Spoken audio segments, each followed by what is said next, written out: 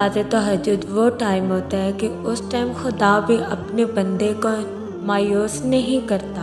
पता है, जब तहज्जुद के टाइम हम अल्लाह से अपनी बात शेयर करते हैं, उसके सामने रोते हैं, अपनी इल्तिजाएं करते हैं, तो अल्लाह ताला अपने बंदे को मायूस नहीं करता। तो फरिश्ते से कहता है, देख मेरा बंदा मुझसे मांग रहा है और मैं इसे मायूस नहीं करूँगा, आज मैं इसे झोली भर भर के दूंगा। खुदा के सामने झुकना, खुदा से मांगना दिल को सुकून देता है। इसलिए खुदा की रस्सी को मजबूती से पकड़ें। अगर आपकी कोई हाजत है, कोई मुराद है, अल्लाह ताला से आप अपनी बात मनवाना चाहते हैं, तो तहज्जुद के बाद सूरह यासीन पढ़कर दुआ मांगी जाए तो वो दुआ भी इंशाल्लाह कबूल होगी। क्योंकि ऐसे 3 दिल मिलते हैं, रात का दिल, कुरान मजीद का दिल और इंसान का दिल। और जब ये 3 दिल मिलते हैं ना, तो बेशक 3 दिलों का मिलाना कबूलियत का सबब बनता है इंशाअल्लाह ताला।